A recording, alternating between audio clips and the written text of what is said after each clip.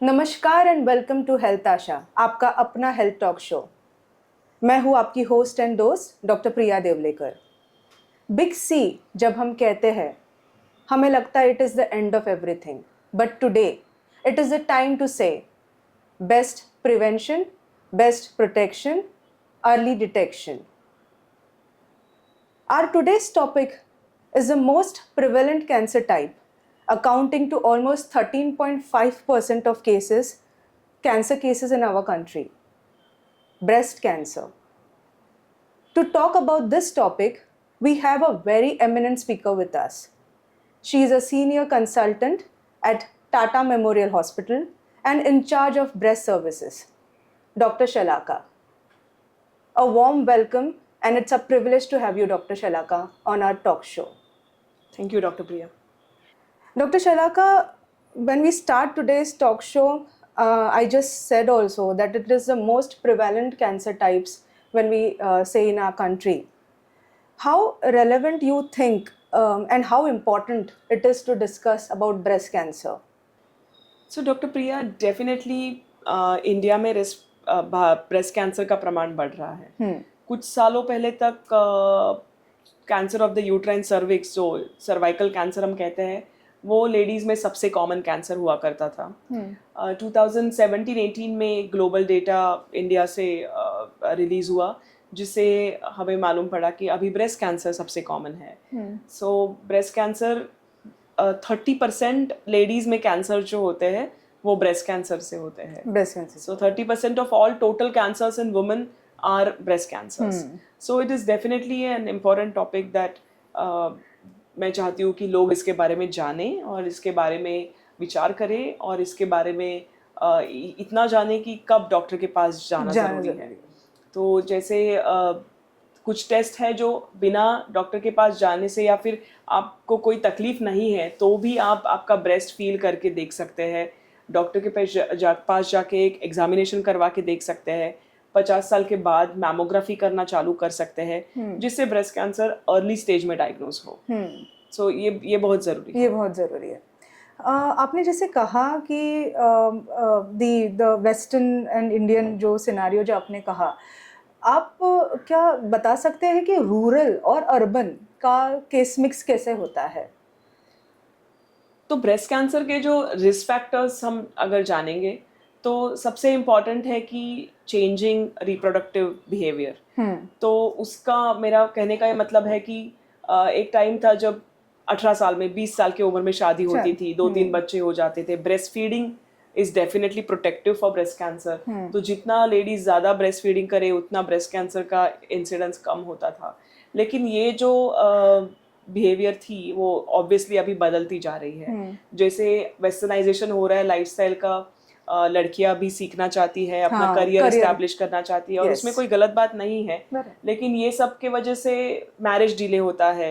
एक बहुत interesting study हमारे टाटा हॉस्पिटल से पब्लिश हुआ था, जिसमें अगर फर्स्ट चाइल्ड बर्थ की उम्र 18 साल से पहले हो एज कम्पेयर टू 30 साल के बाद, तो ऑलमोस्ट डबल हो जाती है कैंसर की रिस्क। और मेरे साथ आज इतने सारे स्टूडेंट्स हैं जो ब्रेस्ट कैंसर के बारे में सीखना चाहती है। मैं उनसे ये नहीं कह सकती कि अभी आप यंग हो, घर पे बच्चा पैदा करो। करेक्ट, हाँ। तो इसके वजह से जो है अपना जो शिफ्ट होता है रिप्रोडक्टिव एज ग्रुप में, उसके वजह से ब्रेस्ट कैंसर के रिस्क बढ़ती है। दूसरी बात है मोटापा। स्पेशली उम्र के 50 के उम्र के क्रॉस करने के बाद लेडीज को एक्सरसाइज और अपने डाइट पे ज़्यादा ध्यान देना चाहिए। और जैसे ये आदतें 30 में बनती है, तो हम 50 साल के बाद में किसी लेडीज को नहीं कर सकते कि कह सकते कि अभी आप एक्सरसाइज करना चालू करो। तो बेस्ट रहता है कि when women are generally get used to some kind of exercise and have a better diet. आजकल अपना लाइफस्टाइल बदल रहा है, स्ट्रेस ज़्यादा हो रहा है, जॉब्स डिमांडिंग है, उसके तरह से अपना डाइट भी बदलता जा रहा है। हम काफ़ी बार जंक फूड या प्रिजर्व्ड फूड जो स्टोर से हम खरीदते हैं और उसको गर्म करके खाते हैं। घर में जो अपनी दादी नानी जो थी, माँ जो खाना बना रही थी फ्रेश, वो आजकल थोड़ा कम हो गया है। सो अपना डाइट से high fat diet, less of fruits vegetables या less fibre in the diet, these are risk factors for not just breast cancer, for many other cancers in the body. And these are risk factors for all lifestyle related disorders including diabetes, heart, blood pressure, ये जो भी बीमारियां हैं उसको भी ये contribute करता है. तो इससे कैंसर का प्रमाण बढ़ता है डाइट से अपने. So they say that you are what you eat, और हमको ठीक से खाना ज़रूरी है. आज हम इंडियन स्टाइल से खाना, दाल रोटी सब्जी, इसमें कोई गलत नहीं था. हम थोड़ा सा वेस्टर्न लाइफस्टाइल फॉलो करते हैं, उसमें कैंसर की रिस्क बढ़ सकती है. तीसरी बात है एक्सरसाइज. आई थिंक ये बहुत ज़रूरी है कि लेडीज़ अपने लिए थोड़ा टाइम निकाले हर एक दिन में और आधा घंटा 40 मिनट्स की एक्सरसाइज करें. American heart association now recommends at least 1 hour of physical exercise for all adults every day for 5 days a week. और बच्चों के लिए who are young people it's recommended 2 hours. और ये नहीं होता कि आज मैंने हॉस्पिटल में गई और बहुत सारे पेशेंट्स देखे और बहुत काम किया, that is my exercise. ऐसे नहीं होता. और दूसरी, काफी बार लेडीज मुझे कहती है मैं किचन में बहुत काम करती हूँ, मैं घर में काम करती हूँ, मैं सब्जी लेने जाती हूँ, that is my exercise. So that is good to maintain an active lifestyle. लेकिन एक्सरसाइज का एक्चुअल मतलब होगा कि आपको 30-40 मिनट निकाल के खुद के लिए जो पसंद है करो. चलना है, साइकिल करना है, जिम जाना है किसी को, whatever form of exercise is suitable for that age, for that socio-economic status, one can do that, and that will make a lot of difference for reducing the risk of breast cancer. Even after the treatment, we tell patients ki they should lead an active lifestyle and do adequate exercise. Yes. Very importantly, you have mentioned to our audience that some time that we have to remove for ourselves, and we have to exercise. We have to focus on the dietary habits that has been advised, or that has been now given as a powerful message through this talk. You said about the urban and the rural. I think the urban lifestyle is a very fast lifestyle that we all are living currently. You also told that the understanding of our body changes are important, especially when we notice any change in the breast area or the armpit area. One thing that comes to my mind here is that is it only affecting females? ये females को में ही पाया जाता है या males में भी इसका कुछ प्रमाण है? So breast cancer ladies में ज़्यादा common है, that is for sure. लेकिन वो जेंट्स में भी हो सकता है. और हम जब 100 पेशेंट देखते हैं तो 99 लेडीज होते हैं और एक आदमी होता है जिसको ब्रेस्ट कैंसर हो सकता है. अच्छा. तो रादर फैमिली हिस्ट्री अगर ब्रेस्ट कैंसर की किसी को हो तो मेल ब्रेस्ट कैंसर उसमें ज़्यादा कॉमनली फैमिली हिस्ट्री के साथ, कोई जेनेटिक म्यूटेशन के साथ मालूम पड़ता है. और जनरली आदमी ऐसे सोचते हैं कि ये लेडीज़ की बीमारी है, ये हमें हो नहीं सकती, और इसलिए वो डिले करते हैं उनका डायग्नोसिस और ट्रीटमेंट लेना. और थोड़ा सा उनको अजीब भी लगता है कि मैं लेडीज ओपीडी में जाके दिखा रहा हूँ. हाँ. लेकिन ब्रेस्ट की जो मात्रा है वो अलग होती है ब्रेस्ट टिश्यू की दोनों में, लेकिन ब्रेस्ट तो दोनों में होता है बराबर. और हाँ. ये जरूरी नहीं है कि हर एक गांठ कैंसर की हो, लेकिन अगर एक साइड में ब्रेस्ट की कोई गांठ लगती है तो जेंट्स में भी उसमें कैंसर हो सकता है, और उनको इस चीज़ का अवेयरनेस रखना ज़रूरी है. अवेयरनेस की बात की तो लेडीज़ में भी हमें अगर कैंसर को जल्दी डिटेक्ट करना है तो 2 चीज़ें मायने रखती है. एक की breast awareness what we call, and second is screening. So for breast awareness हर एक को ये जानना ज़रूरी होता है कि अर्ली सिम्टम्स क्या है जो आज हम लोगों को बता रहे हैं. करेक्ट. और स्क्रीनिंग का मतलब होता है कि हम खुद जाके डॉक्टर के पास तपास करके देखें कि हमें कोई कैंसर नहीं है. तो स्क्रीनिंग जो होता है वो हेल्दी और नॉर्मल पॉपुलेशन में होता है. 50 साल के बाद लेडीज़ जाके डॉक्टर को ब्रेस्ट अपना तपास करके देख सकती है, या फिर एक मैमोग्राफी करके देख सकती है कि ब्रेस्ट कैंसर ना हो. तो ये जो स्क्रीनिंग है वो 50 के बाद चालू हो सकता है. लेकिन ये भी ध्यान में रखना है कि यंग औरतों में भी ब्रेस्ट कैंसर हो सकता है, तो डॉक्टर को तो ब्रेस्ट में अगर गांठ है तो दिखाना ज़रूरी है. That is what we call awareness. So one is breast awareness and the other aspect is screening. The aspect is screening. I just understood that you mentioned that about the family or the hereditary part. तो कितना relevant होता है अगर family में एक को किसी को कैंसर है और हमारी फैमिली में मेरी मासी को या मेरी दादी को कैंसर है, तो कितना % ऑफ चांसेस होता है कि हमें भी वो हो?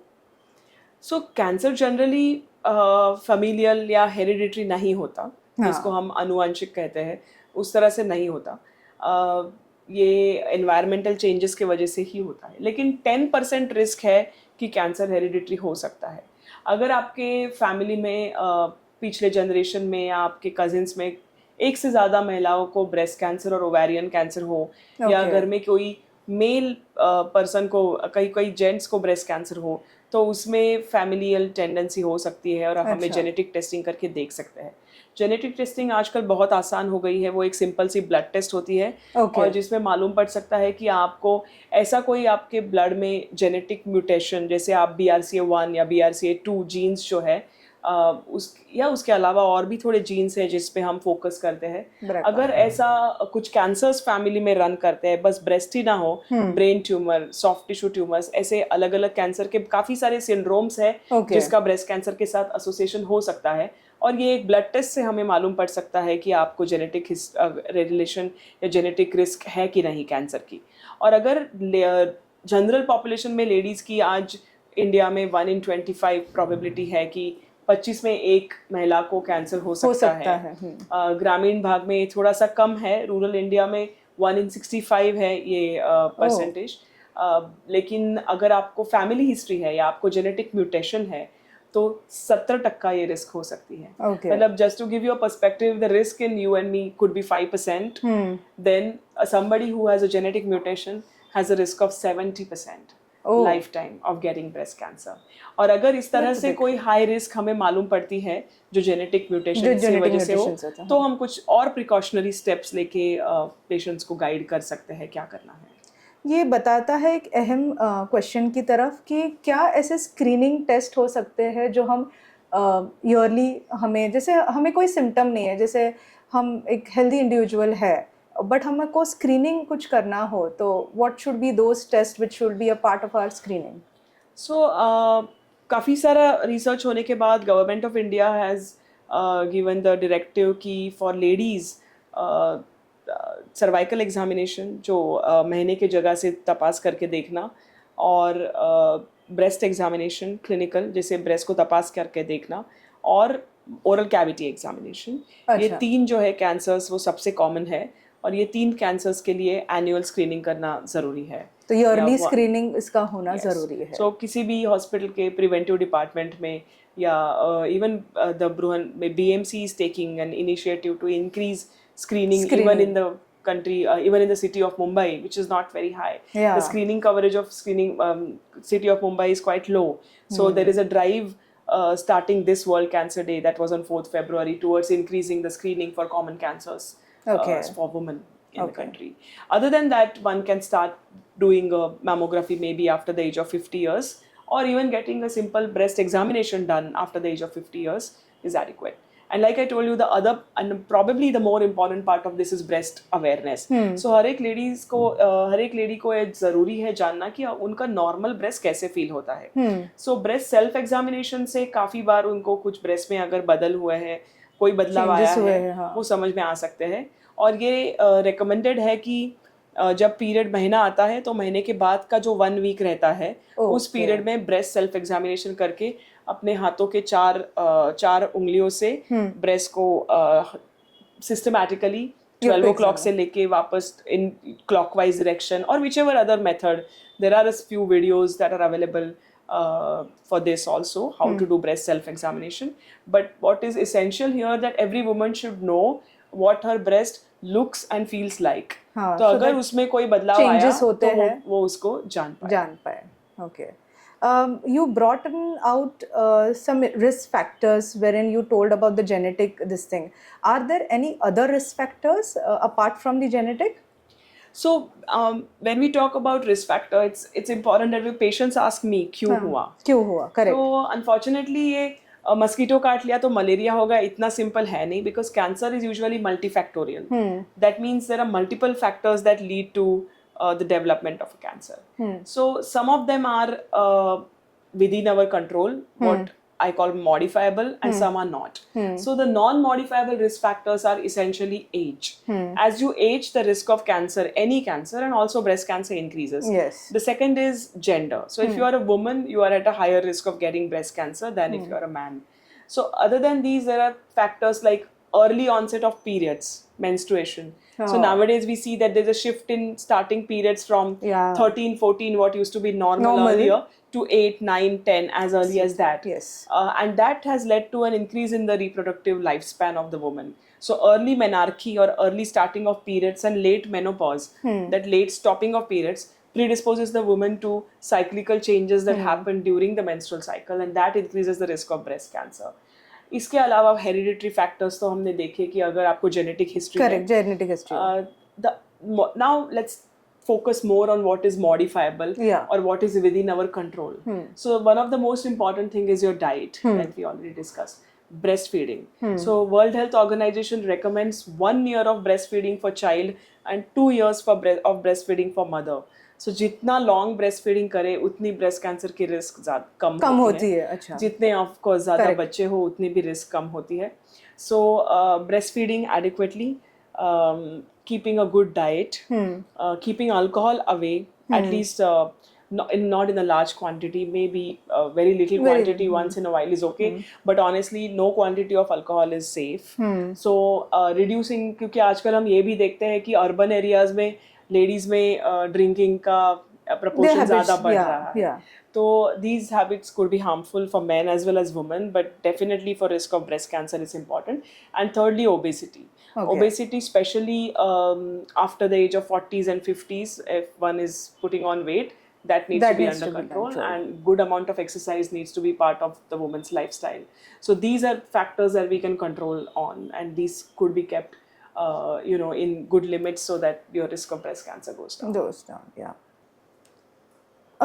You just mentioned a while ago that a lump in the breast that becomes one of the alarming factor, and males obviously they don't see that as an alarming factor. They see it at a end that because I think that awareness is still not there. Is this lump an alarming factor, and how important and how you should judge that this is a time that you should see a doctor? Right, that's very good a question, Dr. Priya, because not all lumps are cancerous. Yes. So that's also an important point to note, so that we don't have people panicking about breast lumps and they start feeling much more than what is really abnormal. But a new onset lump which is painless. Now, one of the characteristic of breast lump is that it is painless. So women often either don't notice it because it's not causing pain and they're not used to touching or seeing their breast that frequently, so they miss it. So by the time pain appears in a cancer, it's actually a late sign. So one should not be waiting for that. And that's true even for men. Not all enlargements of the breast are cancerous. But keeping in mind that if something is abnormally growing, rapidly growing at a faster rate, then it could be a cancer and you may visit a doctor. Anything unusual in a woman's breast, may it be a lump or a change in the appearance of the nipple or change in the appearance of the skin of the breast or any discharge from the nipple, especially if it is blood stained or it's got blood in it, any swelling even in the armpit. So patients often or people often think that it has to be only in the breast, but it could be even in the armpit. And most importantly, that's something which is come up in the later part of life, 40th or 40 years or 50 years and onwards. It's a cancer is essentially a disease of the older age group. So in the 4th and 5th decade, that's when you need to worry about it rather than earlier. So the younger the lady, the lesser likely that she will have cancer, although it's not impossible. So young women can also have cancer of the breast, but more likely that they will have a benign or non-cancerous lump. But if you are an older woman and if you have a sudden onset breast lump, which has recently appeared and is growing consistently, it is painless, then that needs to be brought to the notice of the doctor. Dr. Shalaka, you mentioned about the alarming signs, the lump in the breast. जब हम ये breast में lump कोई notice करते, be it male, be it female, we rush to a doctor. There are an array of investigations that they'll be telling us to do. What are those investigations which are important, और ऐसे कौन से investigations हमको करने चाहिए जब भी हम एक लंप नोटिस करते हैं? तो जब भी ब्रेस्ट में गांठ लगती है तो सबसे पहले आप अपने डॉक्टर को विजिट करते हैं, गायनेकोलॉजिस्ट हो या सर्जन हो या ऑन्कोलॉजिस्ट हो कोई, और वो आपको तपास करके देखते हैं। तो ये ब्रेस्ट का जो तपास होता है, जिसको हम क्लिनिकल ब्रेस्ट एग्जामिनेशन कहते हैं, वो बहुत ज़रूरी होता है। उसमें हमें काफ़ी बार पता चल जाता है कि ये कैंसर की गांठ है ही नहीं, तो ज़्यादा टेंशन की बात नहीं होती और पेशेंट का भी एंग्जाइटी हम कम कर सकते हैं। और अगर एग्जामिनेशन तपास करने पे ऐसे डॉक्टर को सस्पिशन लगा कि इसमें कैंसर हो सकता है या ज़्यादा सस्पिशन लगा, तो हम फिर ब्रेस्ट का कोई इमेजिंग करते हैं। सबसे पहले किया जाता है मैमोग्राफी। सो मैमोग्राफी ये ब्रेस्ट का बेसिक टेस्ट है, जो ब्रेस्ट का एक्सरे होता है, और ब्रेस्ट को थोड़ा सा दबा के कॉम्प्रेशन थोड़ा दे के 2 एंगल से ब्रेस्ट का एक्सरे लिया जाता है। और उसमें बहुत ज़्यादा रेडिएशन एक्सपोजर या ऐसी कोई रिस्क नहीं है। अच्छा, आप डेफिनेटली मैमोग्राफी कर सकते हैं, और उसमें हमें ब्रेस्ट के लंप के बारे में या वो गांठ के बारे में ज़्यादा जानकारी मिलती है। अगर पेशेंट यंग हो या कोई लेडी यंग हो, लेस देन 35 ईयर्स या लेस देन 30 ईयर्स, तो मैमोग्राफी के पहले अल्ट्रासाउंड किया जा सकता है। अल्ट्रासाउंड में या जो सोनोग्राफी होती है, सोनोग्राफी में भी ब्रेस्ट के गांठ के बारे में ज़्यादा इंफॉर्मेशन रेडियोलॉजिस्ट हमको दे सकते हैं। और अगर एक तपास करने पे या मैमोग्राफी और अल्ट्रासाउंड करने पे ऐसी सस्पिशन लगी कि ब्रेस्ट का कैंसर हो सकता है, तो फिर फाइनल आंसर हमें पैथोलॉजिकल टेस्ट से ही मिलता है। तो इसको हम ट्रिपल असेसमेंट कहते हैं सारे ब्रेस्ट के केसेस में।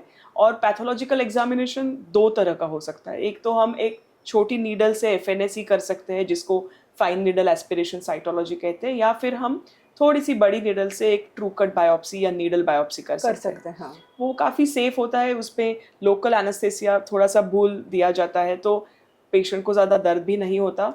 और ये बायोप्सी से या FNAC से ही ब्रेस्ट कैंसर कंफर्म हो सकता है, और इस तरह से हम डायग्नोज करते हैं ब्रेस्ट कैंसर को। ओके। इसमें कुछ अलार्मिंग साइंस होते हैं कि एडवांस डिजीज़ में ऐसे कुछ अलार्मिंग साइंस होते हैं? जैसे एक लंप होता है, हमें पता चला कि हमें डॉक्टर के पास जाना है। ऐसे किस कंडीशन में एक डॉक्टर कहते हैं जनरली कि एडवांस स्टेज में जा चुका है आपका कैंसर? सो जब भी ब्रेस्ट कैंसर डायग्नोज होता है, तो टेक्निकली तो उसके 4 स्टेजेस है, स्टेज 1, स्टेज 2, 3 और 4। तो स्टेज 1 कहाँ जाता है जब वो बस ब्रेस्ट में सीमित होता है। स्टेज 2 कहाँ जाता है तो ब्रेस्ट से वो अपने आर्मपिट में, मतलब बगल के लिम्फ नोड में चला जाता है। जो लिम्फ नोड के नॉर्मल लिम्फ नोड्स तो सभी लोगों में होते हैं। लेकिन जब कैंसर वहां तक पहुंचता है तो स्टेज 2 कहते हैं हम उसे। स्टेज 3 में थोड़ा सा ट्यूमर का या लंप का साइज बड़ा होता है, या फिर लिम्फ नोड्स के नंबर ज्यादा होते हैं, या लिम्फ नोड भी थोड़ा बड़े साइज का हो जाता है, तो उसको स्टेज 3 कहते हैं। और स्टेज 4 में कैंसर डायग्नोज होता है, उसका मतलब होता है कि वो शरीर में फैल गया हो। तो फिर अगर वो लंग, लिवर, बोन या ब्रेन ऐसे कोई दूर के ऑर्गन में फैल गया हो, तो स्टेज 4 कहा जाता है। और ट्रीटमेंट बेस्ट तभी हो सकती है जब हम कैंसर को जल्दी डायग्नोज करें। स्टेज 1 या स्टेज 2 में डायग्नोज करें तो बेस्ट है। तो हमें एडवांस सिम्टम्स के लिए जनरली रुकना नहीं चाहिए। अगर किसी को ब्रेस्ट में गांठ हो, ब्रेस्ट के निपल में कोई चेंज हो, या ब्रेस्ट के स्किन में कोई बदलाव आया हो, रेडनेस भी लगता है ब्रेस्ट के स्किन में, और गांठ में दर्द भी ना हो, तो बिना दर्द के गांठ जो होती है वो लेडीज ऑफन इग्नोर कर देती है। उनको लगता है कि दर्द नहीं है तो कोई प्रॉब्लम नहीं है। लेकिन बिना दर्द के गांठ ही कैंसर का पहला लक्षण हो सकता है। या फिर निपल से ब्लड आता है या खून आता है, तो उसमें कैंसर हो सकता है। तो ये जब अर्ली सिम्टम्स है, उससे अगर आप डॉक्टर के पास जाएंगे तो ब्रेस्ट कैंसर अर्ली स्टेज में डायग्नोस होता है। लेकिन एडवांस जब हो जाता है तो खांसी आना, या फिर सांस लेने में प्रॉब्लम होना, या फिर पेट फूल जाना, पेट में दर्द होना, हड्डियों में दर्द होना, काफी बार ब्रेस्ट कैंसर हड्डियों तक पहुंचता है एडवांस स्टेज में। तो ये सारे सिम्टम्स है वो एडवांस स्टेज ब्रेस्ट कैंसर के सिम्टम है। और वहां तक अगर लोग ना पहुंचे और जल्दी हमारे पास आए अर्ली साइंस और सिम्टम्स लेके, तो ही बेहतर है। बहुत ही अहम बात कही आपने कि इम्पॉर्टेंट होता है नोटिस करना, नोटिस करके डॉक्टर के पास जाना, और जल्दी जाना it is very important to understand that when we notice any change in our body, especially the breast area, we have to rush to a doctor, show it early. That's our message that we are also trying to give it to our audience here, that early detection is the prevention and the protection that we can do, so that we can be able to understand, diagnose, and we can take the treatment better. Dr. Shalaka, you told about the investigations that need to be done, and you also mentioned to us that what are the types of investigations which are essential, and generally, when diagnosed, the patients have to undergo. We talk about a treatment part. So, treatment part is this: whenever diagnosed, is it only surgery? Surgery या फिर operation करके breast के tumour को निकालना is the most important part of the treatment of breast cancer. लेकिन surgery ही बस काफ़ी नहीं होता. तो सर्जरी के बाद में या पहले कीमोथेरेपी, रेडिएशन थेरेपी वगैरह ऐसे बाकी के ऑप्शंस भी हैं, जिससे ब्रेस्ट कैंसर का क्योर रेट आज बढ़ गया है. और पिछले 40-50 सालों में रिसर्च काफ़ी हुआ है इस बातों पे, कीमोथेरेपी पे स्पेशली. तो कीमोथेरेपी के जो नए ड्रग्स आज अवेलेबल हैं, उससे ब्रेस्ट कैंसर के आउटकम बेटर हो रहे हैं.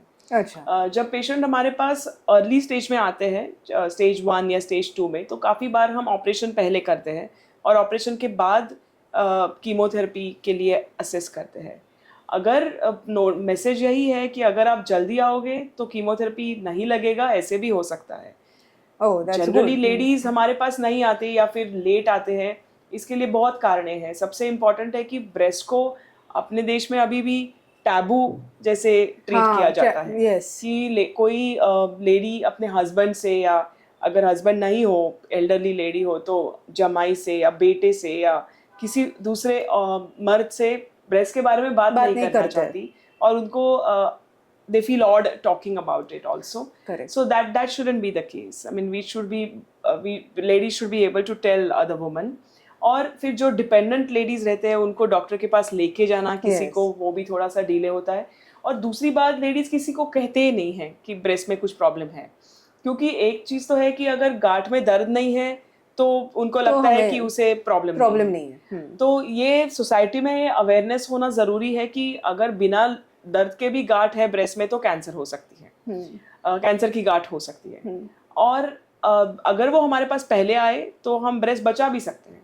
कभी कभी जब पेशेंट्स मेरे पास नहीं आते या लेट आते हैं तो फ्रस्ट्रेट होके कभी हम पेशेंट को कहते हैं कि जल्दी क्यों नहीं आए तुम. तो उनका आंसर ये रहता है कि मुझे डर था ट्रीटमेंट से, या डर था कि आप पूरा ब्रेस्ट निकाल दोगे, या डर था कि कीमोथेरेपी मिलेगा. तो हमारा उनसे कहना यही रहता है कि अगर आप जल्दी आओगे तो आपका ब्रेस्ट हम बचा पाएंगे. जितना लेट पेशेंट्स आते हैं उतना ब्रेस्ट बचाना ज़्यादा मुश्किल हो जाता है. और आज भी अपने देश में 40% या 50% पेशेंट्स एडवांस स्टेज में आते हैं. आप अगर वेस्टर्न सोसाइटी को देखो तो 80 to 90% पेशेंट्स अर्ली स्टेज में आते हैं. हमारे यहाँ 50% तक पेशेंट अर्ली स्टेज में आते हैं, स्टेज 1 और 2 में, और ज़्यादा से 30-40% स्टेज 3 में आते हैं, जिसमें फिर और ज़्यादा ट्रीटमेंट लगती है. कभी कभी कीमोथेरेपी को ऑपरेशन से पहले भी दिया जा सकता है. ये जब भी डायग्नोज होता है तो आप पेशेंट को अपने ऑन्कोलॉजिस्ट से डिस्कस करना होता है, सर्जन से ज़रूर मिलना होता है, और जो कीमोथेरेपी के डॉक्टर होते हैं, मेडिकल ऑन्कोलॉजिस्ट, वो उनको कीमोथेरेपी पे एडवाइस देंगे. अगर हमें ऐसे लगता है कि गांठ थोड़ी बड़ी है और इसको हम पहले कीमोथेरेपी देंगे और छोटी हो जाएगी और ब्रेस्ट बचाना मुमकिन होगा, हम आजकल यही देखते हैं कि किसका ब्रेस्ट बचा सकते हैं उसका ज़रूर बचाते हैं. लेकिन एक चीज़ होती है, ब्रेस्ट बचाने के साथ साथ रेडिएशन लेना ज़रूरी हो जाता है. तो ट्रीटमेंट की कॉस्ट थोड़ी उससे बढ़ जाती है, क्योंकि अगर ब्रेस्ट पूरा निकाले तो कुछ पेशेंट में शायद रेडिएशन ना लगे, लेकिन ब्रेस्ट पूरा निकालने के बाद भी रेडिएशन लग सकता है. तो ये जो एग्जैक्ट ट्रीटमेंट क्या होगा, ये काफ़ी बार जनरलाइज नहीं किए जाते. आजकल हम पर्सनलाइज ट्रीटमेंट करते हैं. तो आपके उम्र के लिए, आपके ट्यूमर के लिए, आपके सब टाइप के लिए ट्यूमर के, क्योंकि ब्रेस्ट कैंसर के भी काफ़ी टाइप्स हैं आजकल. ट्रिपल नेगेटिव है, HER2 पॉजिटिव है, और हर एक की ट्रीटमेंट अलग अलग होती है, हर एक स्टेज की ट्रीटमेंट अलग अलग होती है. मैं तो काफी बार मेरे ओपीडी में बाहर पेशेंट जो बैठे रहते हैं वो एक दूसरे से लेडीज बात करते हैं, हाँ. और फिर आके मुझे कहते हैं इनको ये किया, मुझे ये नहीं किया ट्रीटमेंट. हाँ. तो उनसे भी मैं कहती हूँ कि आप बाहर बैठो, बात करो, कोई ब्रेस्ट कैंसर के अलावा और बात करो, बराबर. क्योंकि आपका जो ट्रीटमेंट का डिसीजन है वो अलग अलग होगा, आपके बेसिस पे होगा. सो ये जो बहुत सारे ऑप्शंस हैं वो हर एक पेशेंट को, उनके ट्यूमर को, उनके स्टेज को समझ के फिर हम उसके अनुसार उनको एडवाइस करते हैं. लेकिन ब्रेस्ट जरूर बचाया जा सकता है. हाँ. और काफ़ी बार ऑलमोस्ट 70-80% टाटा मेमोरियल हॉस्पिटल में हम जो अर्ली स्टेज के पेशेंट होते हैं ऑलमोस्ट 70% पेशेंट का ब्रेस्ट बचा के ऑपरेशन करते हैं. You have just touched an important aspect saying that breast हम बचाने की पूरी कोशिश करते हैं अगर वो जल्दी आते हैं. क्योंकि यस, ये एक टैबू है अभी भी कि हमारा ब्रेस्ट कंजर्व नहीं होगा, और दिस इज़ रेडिएशंस दिए जाएंगे, डॉक्टर्स तो कहेंगे कि अब स्टेज एडवांस हो चुका है. बट मैसेज यही है कि अभी जैसे डॉक्टर शलाका ने हम सबको कहा कि 50% ऑफ केसेस एडवांस स्टेजेस में ही आ रहे हैं. So that means that we have to understand if there is any change in the breast early, we have to see the doctor at earliest. I mean, that's the message that is coming out very clearly in the whole talk. Patient requires chemotherapy. You also said that there are full a chance that you are trying to save the breast. Mastectomy ये surgery की जाती है. तो conservative options या cosmetic surgeries क्या क्या available है कि जो हम पेशेंट्स को एडवाइस किया जाता है आज?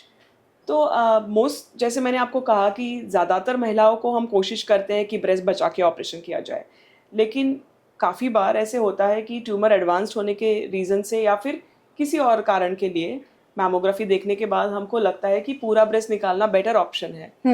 या 30-40% पेशेंट्स को अभी भी मैस्टेक्टमी एक बेटर चॉइस है सर्जरी का. तो अगर आपके डॉक्टर आपसे कहते हैं कि मैस्टेक्टमी ज़रूरी है, मतलब पूरा ब्रेस्ट निकालना ज़रूरी है, तो उसके साथ भी रिकंस्ट्रक्शन सर्जरी की जा सकती है. हाँ. आज बहुत सारे सर्जिकल एडवांसेस हुए हैं जिससे हम शरीर का ही फैट किसी और भाग का इस्तेमाल करके ब्रेस्ट रिकंस्ट्रक्शन कर सकते हैं, या फिर इम्प्लांट्स की उपयोग भी किया जा सकता है. तो वो, जैसे मैंने आपको कहा कि हर केस के लिए क्या सूटेबल रहेगा वो पेशेंट देख के हम डिसाइड करते हैं कि किसी के लिए शरीर का फैट अवेलेबल है तो शरीर का फैट यूज़ करके हम ब्रेस्ट रिकंस्ट्रक्शन कर सकते हैं. उसके लिए स्पेशल प्लास्टिक सर्जन की या माइक्रोवैस्कुलर सर्जरी की ज़रूरत होती है, जो काफ़ी जगह पे आजकल अवेलेबल है. ट्रेनिंग और रिसर्च और एजुकेशन उस डायरेक्शन में हो रहा है दुनिया भर में या भारत में भी, और ये ऑप्शन अवेलेबल है. दूसरा ऑप्शन जैसे इम्प्लांट्स का मैंने कहा, तो उसमें भी काफ़ी आपके बॉडी के साइज और शेप के, ब्रेस्ट के शेप के अनुसार से सिलिकॉन इम्प्लांट्स भी यूज़ किए जा सकते हैं. हर एक चीज़ का राइट इंडिकेशन होना है. हाँ. तो जैसे सर्जन से आप जब मिलेंगे तो ये सारे डिस्कशन हो सकते हैं कि पहले तो ब्रेस्ट बचाया जा सकता है कि नहीं, और अगर ब्रेस्ट नहीं बचाया जा सकता तो मैस्टेक्टमी के साथ में रिकंस्ट्रक्शन किस तरह से हो सकता है. और ये रिकंस्ट्रक्शन अगर आपके अच्छे सर्जन ने और अच्छे डॉक्टर ने परफॉर्म किया तो इसका रिकवरी भी काफ़ी क्विक और जल्दी हो सकता है कि आपका बाकी का ट्रीटमेंट, कीमोथेरेपी या रेडिएशन थेरेपी, उसको डिले ना होए. आपने मुझे याद है थोड़ी देर पहले ये भी कहा था कि रेडिएशन लग सकता है, कीमोथेरेपी लग सकता है. क्या ड्यूरेशन तक कीमोथेरेपी लेना पड़ता है? So again this is individualised, मतलब केस टू केस बेसिस पे, बट मिनिमम ऑफ 3 months अगर कीमोथेरेपी की ज़रूरत पड़ी तो कम से कम 4 साइकिल जो 3 महीने लगते हैं. हाँ. ये मिनिमम होता है. 1.5 years तक कीमोथेरेपी चल सकता है. अच्छा. तो कुछ टाइप्स के ब्रेस्ट कैंसर है, ट्रिपल निगेटिव, HER2 पॉजिटिव, जिसमें 1 year तक मेंटेनेंस कीमोथेरेपी या मेंटेनेंस टारगेटेड थेरेपी इंडिकेटेड होती है, और ये थोड़ा लंबा ड्यूरेशन तक ट्रीटमेंट चल सकता है. तो मैंने काफ़ी बार पेशेंट्स देखे हैं कि उनको ब्रेस्ट खोने का इतना गम नहीं होता, लेकिन कीमोथेरेपी से बाल खोने का ज़्यादा गम होता है. मैं यही सोच के आपको पूछने ही वाली थी कि यस, पेशेंट्स को वो ज़्यादा डर होता है कि इसमें बाल झड़ेंगे, और 3 महीने से अगर 1 साल या उसके ऊपर अगर लग रहा है तो obviously there will be some side effects which will be there. So I think उसका भी एजुकेशन या उसका भी काउंसलिंग किया ही जाता है जब भी आप वो ट्रीटमेंट एडवाइस करते हैं. हमने कीमोथेरेपी की बात की, तो ऐसा कोई सर्विलेंस होता है जो मतलब फॉर अ फर्दर रीअकरेंस, एक बार ब्रेस्ट कैंसर हो गया, उन्होंने ट्रीटमेंट ले ली, उन्होंने रेडिएशंस ले ली, कीमोथेरेपी ले लिया, तो is there any surveillance which will help us that this disease will not occur again? Right. तो ट्रीटमेंट ख़त्म होने के बाद जब पेशेंट कैंसर फ्री, ट्रीटमेंट ख़त्म होने के बाद मैं तुरंत ही पेशेंट्स को कह देती हूँ कि अभी आप कैंसर फ्री हो, और उसके बाद में उनको अपने ऑन्कोलॉजिस्ट के साथ फॉलोअप में रहना पड़ता है. ये जो रिस्क ऑफ रिकरेंस रहता है, मतलब कैंसर में सबसे ज़्यादा डर हमें इस बात का रहता है कि वो वापस आ सकता होगा है.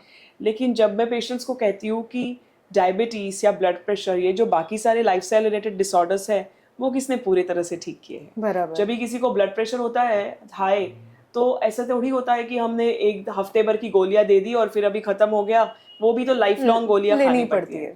Similarly diabetes, once you start the treatment it is lifelong. So treatment for cancer may not be lifelong, but the follow up is lifelong, क्योंकि ये जो रिस्क रहती है कि बीमारी वापस आ सकता है, वो रिस्क अनफॉर्चुनेटली कभी जीरो नहीं हो जाती. लेकिन अब जैसे मैंने पहले भी कहा कि जितने अर्ली स्टेज में डायग्नोसिस होगा, उतना ये बीमारी वापस आने का रिस्क कम होगा. तो अगर हम स्टेज 1 की बात करते हैं तो 90% से ज़्यादा लोग ठीक हो जाते हैं. 10% रिस्क ऑफ रिकरेंस रह जाती है. अगर हम स्टेज 3 की बात करते हैं तो 60% लोग ठीक हो जाते हैं और 40% रिकरेंस की रिस्क रहती है. अच्छा. तो जितना अर्ली स्टेज में पेशेंट हमारे पास आता है, उतनी वापस आने की कैंसर रिस्क कम रहती है. So the cure rates what we call are higher in earlier stage, and that is the whole point, is to go and see your doctor when you are having an early stage cancer rather a late stage.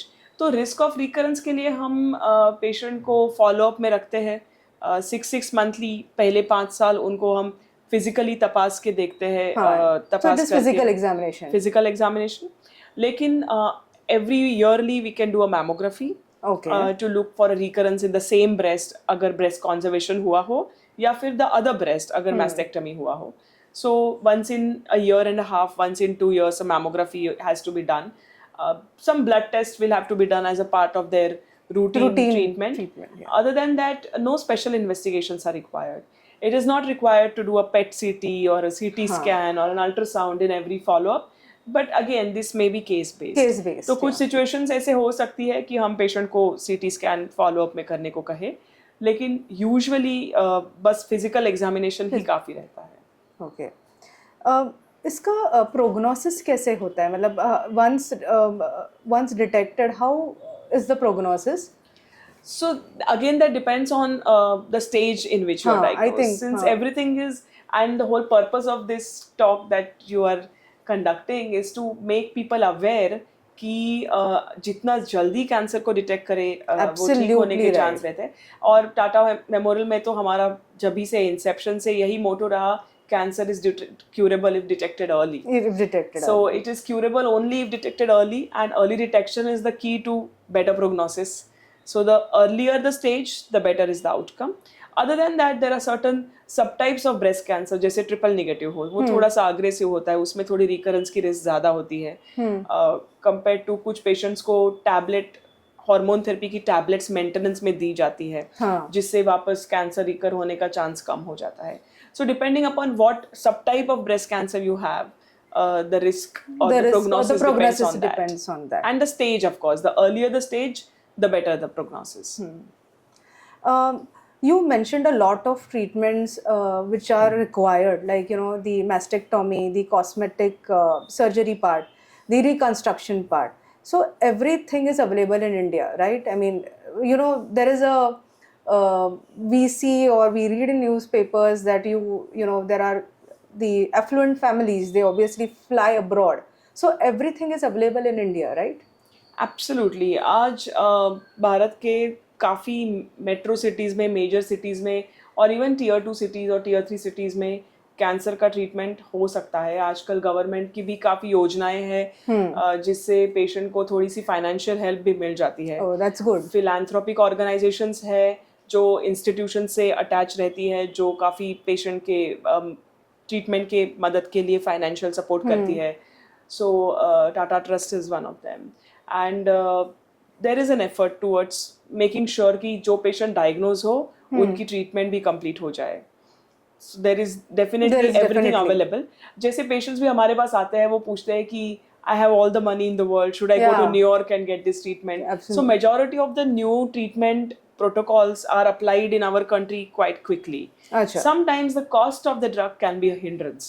So especially the drugs which are newly available in the Western market, who haven't yet lost their patents, the treatment can go quite. The cost of treatment can be very high. Very high. Okay. For that also, a lot of Indian biosimilar drugs are now available. Okay. जैसे HER2 positive में जो targeted therapy दी जाती है, मुझे याद है 15-20 साल पहले हम 2% या 5% लोगों को वो दे पाते थे. हाँ. आज वो ड्रग की कॉस्ट कम हो गई है इंडिया में, काफ़ी अफोर्डेबल हो गया है. Almost 60-70% who deserve it are able to afford that treatment. दूसरी बात इंडिया में यह है कि वो आउट ऑफ पॉकेट एक्सपेंडिचर होता है पेशेंट का. हमारे पास इंश्योरेंस का इतना कॉमन प्लेस नहीं है प्रैक्टिस कि हर एक के पास इंश्योरेंस नहीं होता है. Of course government is working in that direction कि गवर्नमेंट योजना के थ्रू उनको मदद की जाए, लेकिन फिर भी काफ़ी बार पेशेंट अपने खुद के पॉकेट से पे करते रहते हैं. But there are all kinds of treatments are available in the country. It's just that patients have to be aware और people have to be aware where to seek out the treatment at whatever cost. Even at cheap cost treatments are available. I think a very important topic that we had today, and it was such a enlightening talk that we had today, where we got an important message which Dr. Shalaka has given us, saying that today also there are 50% of cases which are coming at the advanced stage, and the only message all throughout the talk that she was trying to tell all of us was early detection. We have to seek the doctor's help, we have to show a doctor. There are important highlights that she also mentioned in the talk show, saying that the mammography option, that the mammography screening which has to be done, the dietary factors also affect. And she has also told that adapting to a lifestyle change, the Western lifestyle that we are currently shifting towards, we have to also go towards our Indian Indian diet or Indian lifestyle that we have. The screening, when she also mentioned that self-examination of the breast, still a taboo, but we have to lose or we have to just get out of that taboo, and we have to do self-examination.